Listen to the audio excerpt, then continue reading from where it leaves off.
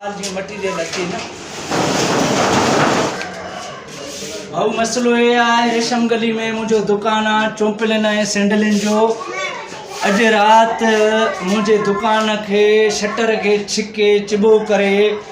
वारदात करे आहिनि मुंहिंजा पैसनि जा खाना बनी आहिनि तक़रीबन 8-10 हज़ार मुंहिंजा उहे खणी आहिनि हिकु टच मोबाइल खणी आहिनि मुंहिंजी भाऊ ऐं हिन महिल ताईं मंझंदि जा 2 थियनि था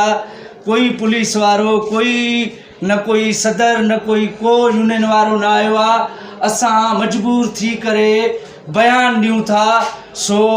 जेके शहर जा उहिदेदार आहिनि सो बराए महिरबानी करे हे जेके असां रेशम गली में कारोबारी हूं उन्हनि खे तहफ़ुज़ मिले मजबूर हूं को सहारो कोन्हे ज़ालिमनि जे ज़ुल्म खां असांखे महफ़ूज़ रखो ये दुकान ॾे मां सुबुह जो आयो आहियां 9:30 बजे आयुमि मुंहिंजे शटर खे छिके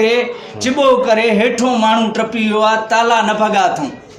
इहो महिरबानी करे असां हदल जे अमलदारनि खे अर्ज़ु कयूं था सो महिरबानी करे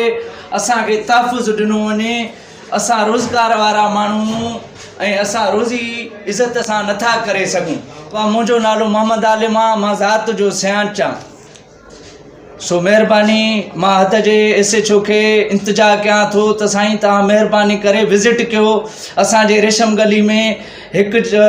रशीद बिरोई जो सैंडलिन जो दुकान भॻो आहे ऐं उन खां पोइ शाही बाज़ार में सोनारनि जो दुकान भॻो आहे दरवाज़ा भॻा अथऊं ऐं टिजोड़ी न खोले सघिया आहिनि असांजा पैसा बनी खाना बनी पैसा खणी आया आहिनि तक़रीबन 10,000 रुपया खाना भॻा अथऊं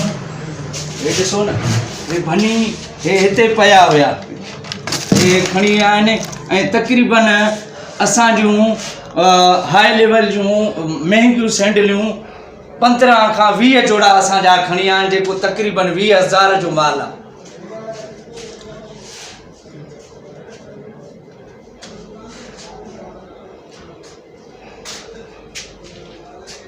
ऐं असां इहो चवणु चाहियूं था त कोई असांखे तहफ़ुज़ मिले कोई गश्त थिए कोई सिक्योरिटी हुजे जंहिंमें असांजा कारोबार महफ़ूज़ रहनि असां राति जो ॾींहं जो कारोबार कयूं पंहिंजे घर वञूं था पोयों असां अचूं था त माना दुकान भॻा पिया आहिनि सामान भॻा पिया आहिनि पैसा खॼिया था वञनि सो महिरबानी करे जेतिरो थी सघे त असांखे रते देरे रेशम गली में तहफ़ुज़ ॾिनो वञे अमलदारनि ऐं उहिदेदारनि जे तरफ़ां महिरबानी।